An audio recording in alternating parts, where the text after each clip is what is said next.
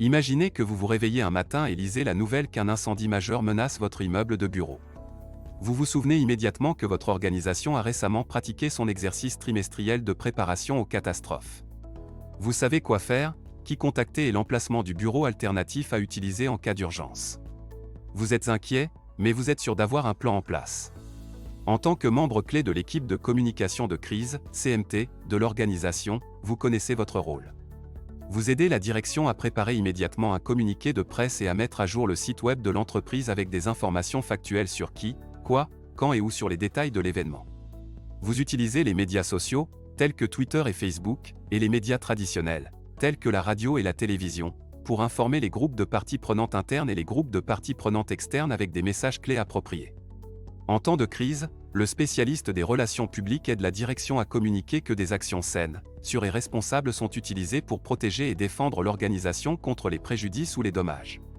Ce cours se concentrera spécifiquement sur l'utilisation de la communication de crise pour protéger et défendre une entreprise ou une organisation confrontée à un problème ou à un défi qui menace de nuire à sa marque ou à sa réputation.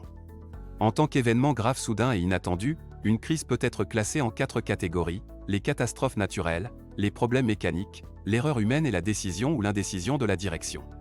Si vous souhaitez apprendre à devenir un spécialiste professionnel des relations publiques, il est important d'avoir une compréhension de base du rôle important que jouent les relations publiques pour aider à guider une entreprise ou une organisation à travers une crise ou un événement grave.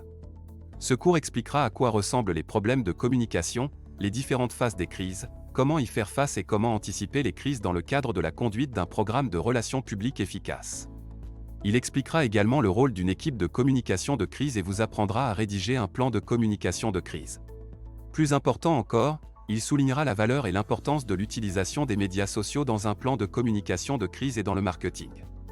Après avoir terminé ce cours, vous pouvez également être intéressé à mener vos propres recherches pour trouver des exemples d'autres cas de crise, tels que le navire de croisière Costa Concordia de Carnival, Lance Armstrong et la Livestrong Foundation. Ces cas vous permettront d'apprécier et de comprendre la nécessité d'avoir un système de gestion de la communication de crise bien pensé. L'objectif global du cours est de vous aider à développer vos compétences et vos capacités au sein d'une équipe de gestion de crise pour aider une organisation ou une entreprise à développer un plan de communication crédible et testé pour répondre efficacement à une crise.